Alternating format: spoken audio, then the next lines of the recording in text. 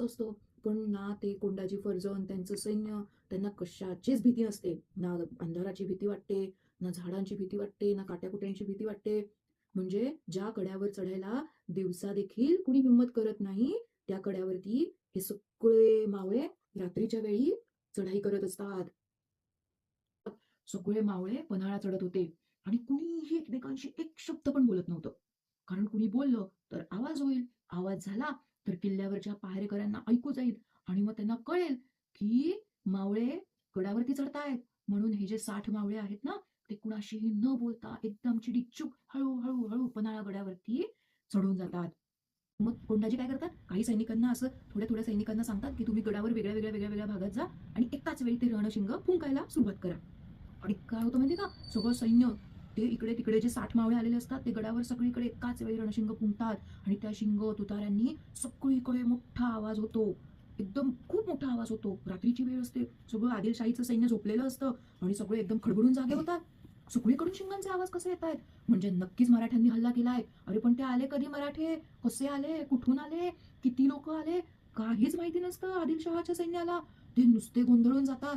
पण त्यांना वाटतं की अरे, ज्या अर्थी गडावर सगळीकडे शिंग फुंकत आलेले आहेत त्या अर्थी नक्कीच कितीतरी हजारांच्या संख्येने मराठ्यांचं सैन्य आलेलं असेल, असं त्या आदिलशाही सैन्याला वाटतं. पण गंमत काय असते, फक्त आपल्यालाच माहितीये किती सैन्य असतं कोंडाजी फर्जंदांकडे, फक्त 60 मावळे. पण ते कशी युक्ती करतात, त्यामुळे आदिलशाहीचं सैन्य घाबरून जातं. मग काय होतं माहितीये का, त्या मावळ्यांच्या तलवारी अशा एकदम सळ सळ सळ सळ सगळ्या दुश्मनांच्या असे मारत मारत सुटतात आणि त्या शत्रूला आहे ना काही कळतच नाही, हल्ला झालाय हे कळत नाही तोवर. तर ते अर्ध सैन्य संपत गेलेलं असतं, त्यांना कळतच नाही काय करावं, किती सैन्य आलंय, किती काय कुठून आक्रमण होतंय, असं काहीच कळत नसतं आदिलशाही सैन्याला. थोड्या वेळापूर्वी एकदम शांतपणे झोपलेला पन्हाळा किल्ला आता असा सगळा असा आगीसारखा धगधगू लागलेला असतो, मोठं मोठं असं सगळीकडे. आणि मग लढता लढता कोंडाजी फर्जंदांच्या सैन्याने असं सगळ्यांशी लढाई करता करता त्या पन्हाळ्याचा जो किल्लेदार असतो ना, त्याचं असं मुंडकं मुंडकं म्हणजे डोकं डोकं पण उडवून टाकतात.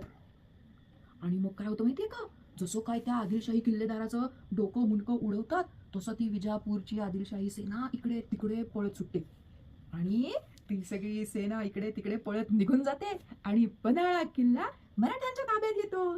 आणि ताबडतोब काय होतं माहिती का, खाली त्या जंगलामध्ये पंत लपलेले असतात, त्यांना लगेच निरोप पाठवतात, तुम्ही तुमच्या सेनाला घेऊन वरती या, कारण थोड्याच वेळात सकाळ होणार असते. आणि पकडलेल्या कैद्यांपेक्षा हल्ला करणारे लोक थोडेसेच आहेत, हजार. हे जर त्यांना कळलं असतं तर गडबड झाली असते की नाही. म्हणून सकाळ व्हायच्या आत पन्हाळा जिंकल्याची बातमी रायगडावर महाराजांना कळवली गेली आणि अशा प्रकारे कोंडाजी फर्जंदांनी फक्त 60 मावळ्यांना घेऊन पन्हाळागड जिंकला. आणि शिवाजी महाराजांना खूप आनंद झाला ही बातमी कळल्यावर, खूप खुश झाले शिवाजी महाराज. आणि अशा प्रकारे आपली गोष्ट संपली. छत्रपती शिवाजी महाराज की जय.